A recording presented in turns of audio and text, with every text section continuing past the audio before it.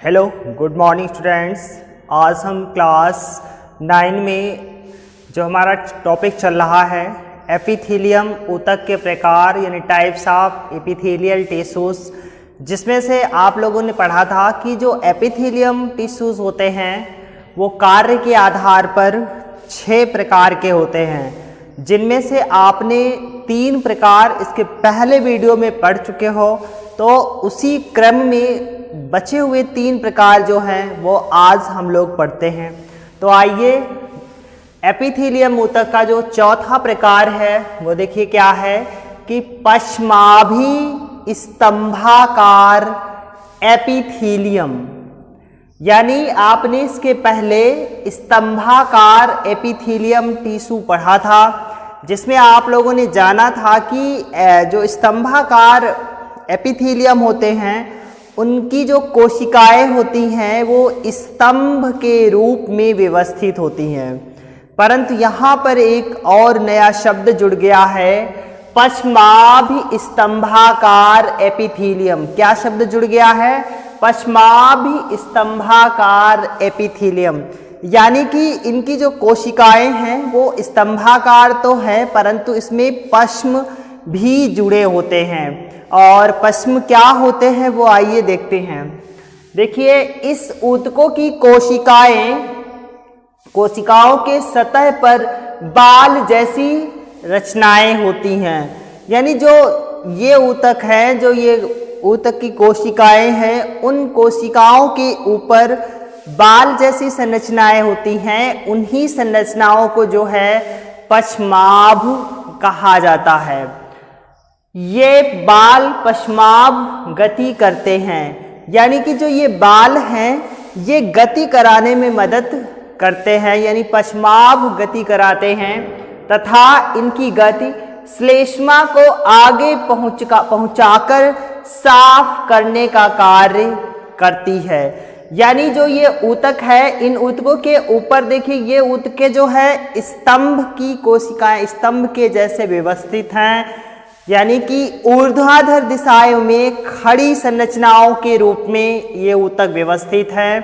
और साथ में इन ऊतकों की ऊपरी सतह पर जो है पश्म है, बाल हैं, यानी क्या है इनके ऊपरी सतह पर बाल उपस्थित है और यही बाल जो है पश्माभ कहलाते हैं और इनका कार्य होता है पश्माभ गति करना। क्योंकि ये जो बाल है ये शारीरिक अंग में उपस्थित जो श्लेष्म होता है, चिकना द्रव होता है, उस श्लेष्मा को आगे पहुंचाते हैं और आगे पहुंचा करके सफाई करने में, साफ करने में सहायता करते हैं। और ये ऊतक होते कहाँ हैं? जैसे आपकी जो नासिका गुहा है, यानी कि जो आपकी श्वास नाल है, नासानाल है, नासानाल यानी जो नासिका की नली है, उस नासिका की नली में ये ऊतक उपस्थित होते हैं और उनके पर ये बाल उपस्थित होते हैं, पश्माभ उपस्थित होते हैं। तो आप लोगों ने देखा होगा कि या अनुभव भी किया होगा कि जो हमारे नासापथ हैं, यानी जो हमारी नासिका गुहा है, उसमें नासापथ उपस्थित हैं जिनके माध्यम से हम वायु यानी सांस लेते हैं। और साथ में कभी कभी उसके अंदर से गंदा मैल निकलता है, जो कि वो श्लेष्म और मिट्टी, क्योंकि हमारी जो नासिका गुहा है उसमें जो है श्लेष्म निकलता है और उस श्लेष्म से जो धूल और मिट्टी के कण नासिका में जाते हैं, नाक में जाते हैं, वो उस श्लेष्म में चिपक जाते हैं और कुछ समय के बाद श्लेष्म क्या होता है, आगे आ जाता है, जिससे आप क्या करते हो, अपने नासापथ की सफाई कर लेते हो, नासिका की सफाई कर लेते हो।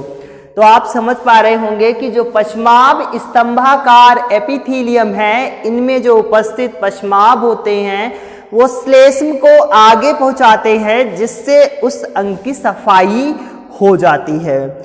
इसके अतिरिक्त ये श्वास नलिकाओं में भी होते हैं। जो हमारी विंड पाइप है, जो श्वास नली है, उसमें भी ये पश्माभ उपस्थित होते हैं। इसके अतिरिक्त जो है ये मूत्र या और मूत्र नलिकाओं में भी उपस्थित होते हैं, अंडवाहिनी के कुछ भाग में भी उपस्थित होते हैं। यानी ये अंडवाहिनी जो है ये महिलाओं में यानी मादाओं में उपस्थित होती है, और जो मूत्र नलिकाएं होती हैं जिनसे मूत्र का विसर्जन होता है उसमें भी ये पश्माभी एपिथीलियम स्तंभाकार यानी पश्माभी स्तंभाकार एपिथीलियम ऊतक उपस्थित होते हैं। तो देखिए ये यहाँ पर एक चित्र बना हुआ है पश्माभी एपिथीलियम यानी स्तंभाकार एपिथीलियम का, जिसमें आप देख पा रहे हैं कि इनकी जो कोशिकाएं हैं वो स्तंभ के आकार की हैं, ऊर्ध्वाधर दिशाओं में व्यवस्थित हैं और उनके ऊपर बाल जैसी संरचनाएं दिखाई दे रही हैं। इन संरचनाओं को पश्माभ कहते हैं। और इनका कार्य आपको बताया कि ये जो श्लेष्मा होता है, श्लेष्म होता है, उसको आगे पहुंचाते हैं, क्योंकि ये पश्माभ जो है पश्माभी गति करते हैं जिससे श्लेष्मा आगे पहुंचता है और उस अंग की सफाई होती है, जिसमें आपको एग्जाम्पल बताया था नासापथ का, यानी जो नाक का हमारा पथ होता है उसका। तो इसी के साथ आपका आज जो चौथा एपिथेलियम ऊतक था पश्माभी स्तंभाकार एपिथेलियम ऊतक समाप्त होता है। इसके बाद हम एपिथेलियम ऊतक के प्रकार का पांचवा प्रकार देखते हैं। पांचवा प्रकार क्या है? घनाकार एपिथेलियम। घनाकार यानी घन के आकार की जैसी कुछ संरचनाएं साथ में इस प्रकार से व्यवस्थित होती है एक के ऊपर एक।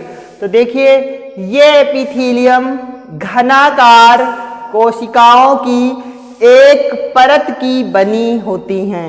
यानी कैसी बनी होती हैं? घन के आकार की कोशिकाओं की संरचना के जैसी इन ऊतकों की कोशिकाएं बनी होती हैं और ये वृक्क नलिकाओं, लार ग्रंथियों की वाहिनियों में मिलती हैं। यानी जो ये घनाकार एपिथेलियम ऊतक है ये वृक्क की नलिकाओं, वृक्क यानी जो हमारा किडनी जिसको इंग्लिश में कहते हैं, उस किडनी की जो नलिकाएं होती हैं उन नलिकाओं में इनकी कोशिकाएं, इसके साथ साथ लार ग्रंथियों की वाहिनियों में। लार ग्रंथि की वाहिनियां मतलब जो पतली पतली लार ग्रंथि की नलियां होती हैं, उन नलियों में घनाकार एपिथेलियम ऊतक की कोशिकाएं उपस्थित होती हैं। और इनका संरचना देखिए किस प्रकार से बना हुआ है, यानी कुछ घनाकार के रूप में और एक के ऊपर एक यानी जो है व्यवस्थित होती हैं।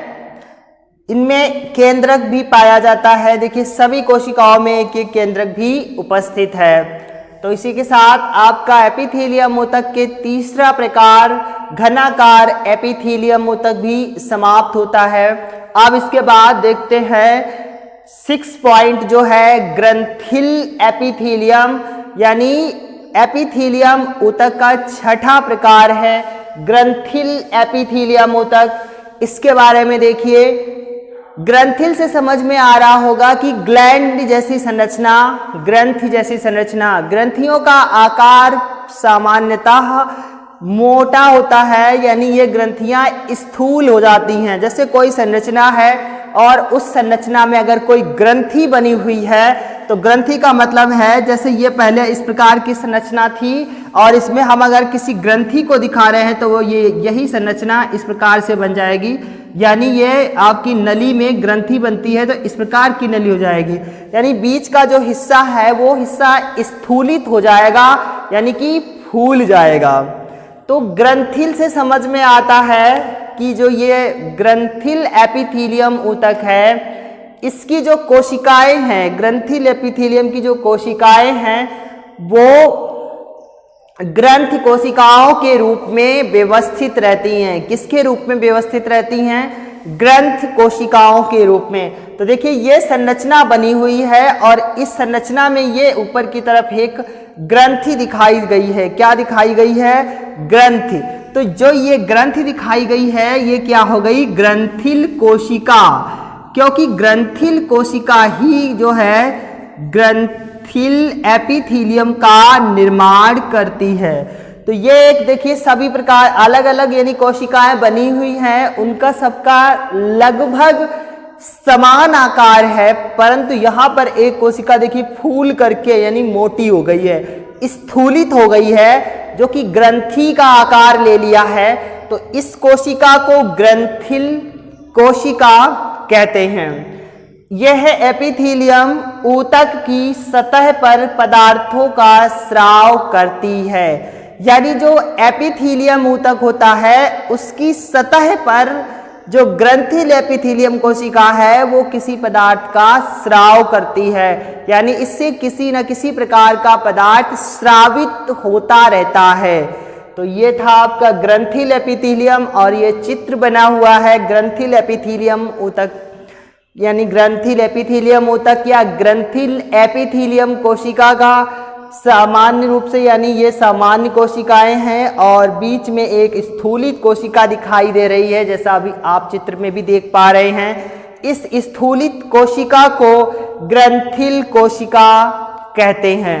तो इसी के साथ जो आपके एपिथेलियम ऊतक के 6 प्रकार थे कार्य के आधार पर, जिसमें आपने इसके पहले 3 प्रकार किए थे और आज के वीडियो में भी आप लोगों ने 3 प्रकार किए हैं। यानी इसके पहले आप लोगों ने जो है सरल शल्की एपिथेलियम किया था, पहला पॉइंट। दूसरा किया था स्तरित शल्की एपिथेलियम और तीसरा आप लोगों ने किया था स्तंभाकार एपिथेलियम और चौथा है पश्चाभ स्तंभाकार एपिथेलियम, पांचवा है घनाकार एपिथेलियम और छठा है ग्रंथिल एपिथेलियम। तो इसी के साथ आज आपके जो है एपिथेलियम ऊतक के प्रकार समाप्त होते हैं। आप अपनी कॉपी में इनकी थ्योरी और साथ में इनके चित्र स्पष्ट रूप से बनाना। आज के लिए बस इतना ही। आपको मिलते हैं अगले वीडियो में एक नए टॉपिक के साथ।